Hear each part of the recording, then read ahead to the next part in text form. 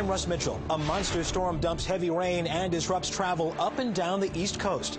Our team of correspondents will bring you the latest. Question time for Attorney General Gonzalez. Bill Plant looks ahead to the Capitol Hill showdown over the federal prosecutor firings. The power of words. We'll speak with poet Maya Angelou about the controversy over racist and sexist speech. And breaking the racial barrier in sports. We remember the first day on the field, 60 years ago today, for Jackie Robinson. In terms of self-respect and dignity for my people, you know, nobody stands up any more than I do. This is the CBS Evening News with Russ Mitchell. And good evening. The most powerful nor'easter in some 14 years is roaring up the East Coast tonight, packing strong winds and heavy rains and prompting flood warnings for low-lying areas. The storm has killed 6 people so far. Wind gusts of 71 miles per hour were clocked at Charleston, South Carolina, and hundreds of flights have been canceled. Our team of correspondents is standing by along the storm track tonight. We go first to Bianca Solorzano in Seabright, New Jersey. Good evening, Bianca. Hi, good evening, Russ. This nasty nor'easter not showing any sign of letting up right now. All day, the waves have just been getting higher. The wind strong enough to move the buoy out from the ocean, drag it all the way down the beach. All day long along the New Jersey shore, it has been nothing but dangerous weather. The already powerful nor'easter gained even more strength as it struck the East Coast, threatening to bring some of the worst coastal flooding in 14 years. In Seabright, New Jersey, the storm, which picked up power as it headed over the ocean, pounded the area with heavy rains and wind gusts of more than 50 miles an hour. Emergency crews are standing by in case of flooding. Meanwhile, residents are taking it all in.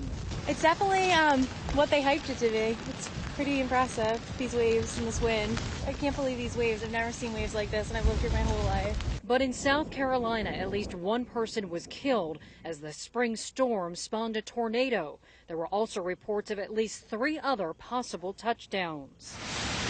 The storm's heavy rains and flooding are causing the most problems. In Baltimore, the rain came so quickly it turned some roads into raging waters. Flood warnings went up in central and eastern Pennsylvania, where as much as 6 inches of rain is expected to fall, adding to already swollen creeks and rivers.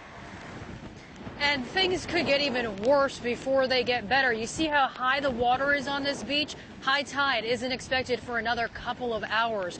Transportation has also been a mess all along the East Coast. For more on that, my colleague Randall Pinkston is at New York's LaGuardia Airport. Randall?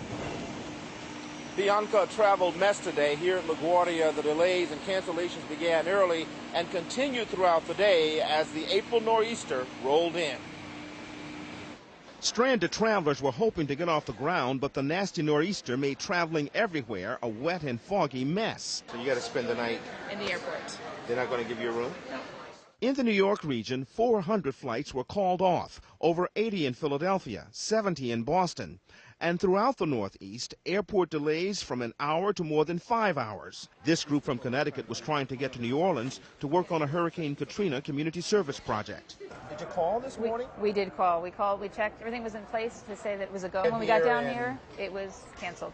The spring storm hit the Northeast with a big wallop, drowning out tourist traffic at Times Square, with just a few diehards dodging puddles and splashing wheels. The brunt of the storm was expected to hit on Long Island communities east of New York City. In Bayville, where heavy rains often cause severe flooding, the Cutler family was preparing for the worst. I got some pumps going, getting bags packed. You don't know what's going to happen, but you got to be prepared. Forecasters were comparing this downpour to a December 1992 storm, which caused millions of dollars in damage. Back in '92, that nor'easter was a surprise, but this time there was plenty of warning. In New York, 3,000 National Guardsmen put on duty to be on hand to assist storm victims. Russ? Randall Pinkston at LaGuardia Airport. Thank you very much. They are also watching the weather very closely this evening in Boston, where tomorrow marks Patriots Day, a big holiday in Massachusetts and Maine. It is also the traditional day for the Boston Marathon and a late morning Red Sox game. The early show's Dave Price is there live with the latest. Hi, Dave. Russ, you know what? While that nor'easter continues to pound the eastern seaboard, there are 23,900 runners from 181 different countries who've all come to Boston to celebrate the pinnacle of their sport. But they're going to be doing so in some of the worst conditions in the 111-year history of the Boston Marathon. Steady winds, gusts up to 35 miles per hour, a regular rainfall that's going to continue through the day, and a wind chill that it's going to make most of the runners feel like it's freezing. All that, though, will not dampen the spirits of these runners who've come to enjoy running through the rain and against the wind. And I'm not worried about the rain. Rain's rain. I run in rain all the time. When you train, you run in rain, so it's there. You can't do anything about it. Excuse me, are you guys marathoners? Oh, you're a marathoner. I noticed you were just taking a cab here. Yeah. How can you do in 40-mile-per-hour winds? Which way the wind's going? I mean, I might be able to go faster. It's going to be an adventure. It could be epic. It could definitely be epic. It could be like one of those days where you just have to gut it out to finish. You know, don't give up. Endurance and, you know, gut check kind of a run. What are these conditions like? This is horrible weather conditions for running. I mean, you really, if you get hypothermic easily like me, you gotta wear everything you got and be prepared. It's a long way to go in this weather. And Jack Fleming of the Boston Athletic Association says they are going to be prepared. They're readjusting their medical resources. They are going to have extra teams to treat hypothermia and warming tents along the route to make sure people avoid muscle injuries, stay comfortable, and stay safe. But the worst is yet to come right here in the Bay State as the storm really churns up. And we'll have more for you tomorrow on The Early Show from Cape Cod. Russ, back to you. All right, Dave, thank you very much. Dave Price in Boston. Here's what else is happening this Sunday evening. In the battle for Iraq, the U.S. military said one soldier was killed today, while another soldier and a Marine were killed yesterday. In Baghdad, 45 people died in a half-dozen bombings that included the explosion of 2 buses rigged with explosives. Radical Iraqi cleric Muqtada al-Sadr is ordering members of a Shiite political movement to withdraw from the cabinet to protest the arrest of members of his militia. And in Karbala, officials raised the toll from yesterday's bombing to 47 dead and more than 200 wounded.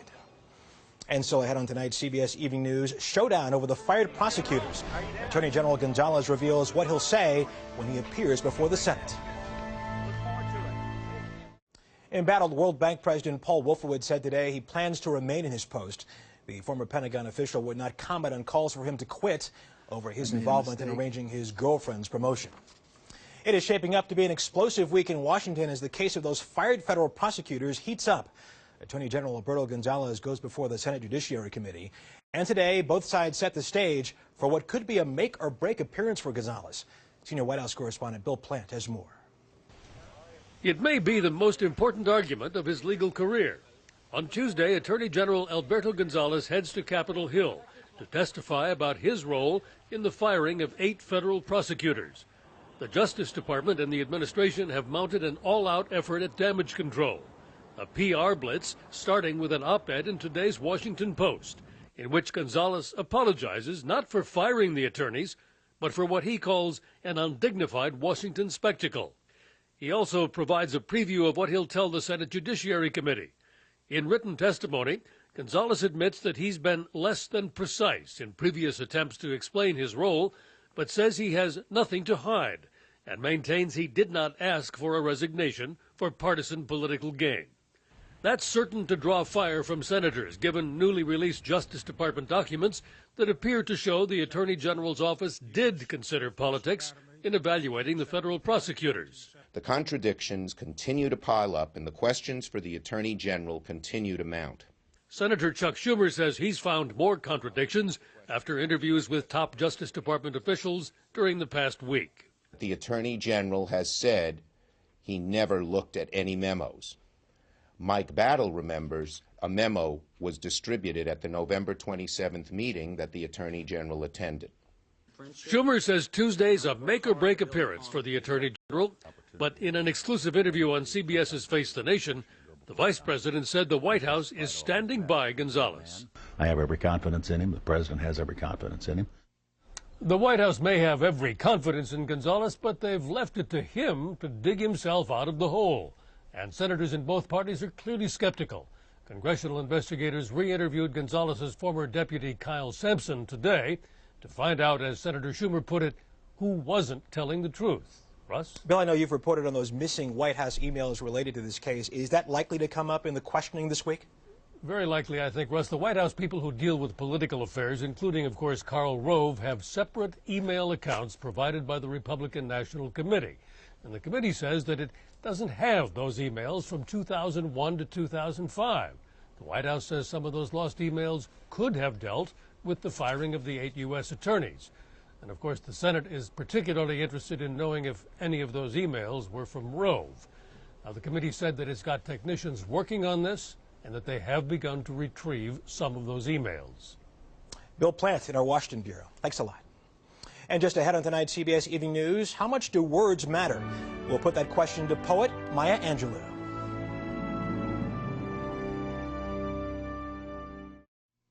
The firing of Don Imus for his remarks about the Rutgers women's basketball team touched off a national discussion about the power of words.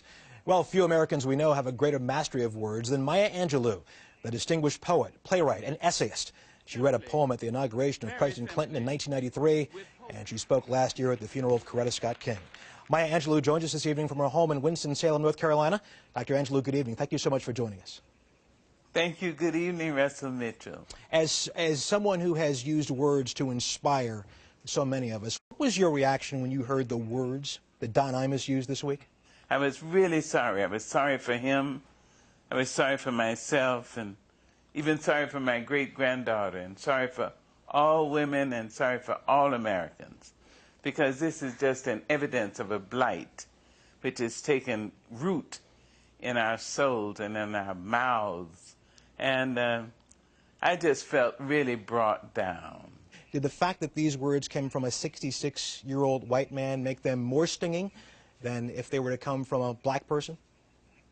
Well, not maybe more stinging, but stinging still. All comparisons are odious. Vulgarity is vulgarity. And the vulgarity that comes out of a black mouth or a white mouth or an Asian mouth is still vulgarity. Russell Simmons, the music and fashion mogul, has also the head of the Hip Hop Summit Action Network, has said, comparing Don Imus's language with hip-hop artists' artistic expression is misguided and inaccurate. Do you agree with that? No, I certainly do not. It is all the same. All vulgarity is vulgarity. And if you mean to demean a person, to make her or him less than whole, anybody could say it. You could say it from a robot, and it means that this person is not worthy of my concern. But at last, we're going to have a dialogue. I'm telling you, Nelly, P. Diddy, Snoop Dogg, all of those men who are very intelligent, for the first time, and I include Dave Chappelle, for the first time, we are going to sit down and see how have we come so late and lonely to this place. I would ask the hip-hoppers, if you wanted to say something and see how powerful you are, use Miss Laura Bush and call her one of those B words and see how long you will live. There wouldn't be enough rope to hang your butts. No. But black women, because we are last on the totem pole, everybody has a chance to take a chance on us. Well, not now. Realistically, what do you think will come out of this debate? We have a magnificent chance, and a chance for white women and white men to say to black men and black women, let's talk.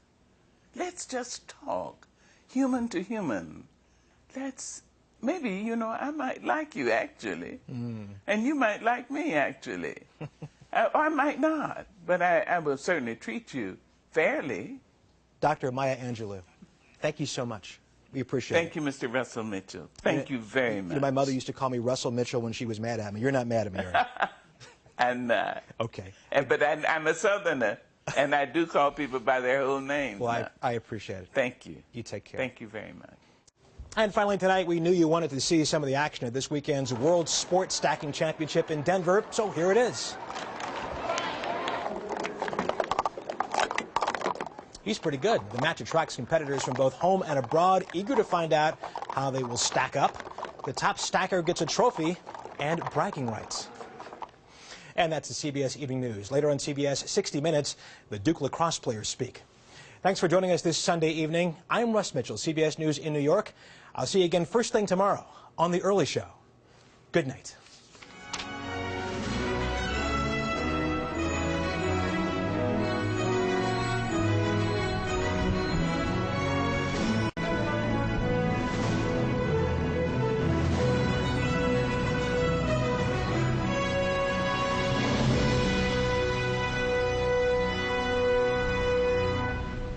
CBS News. See it now, anytime, anywhere.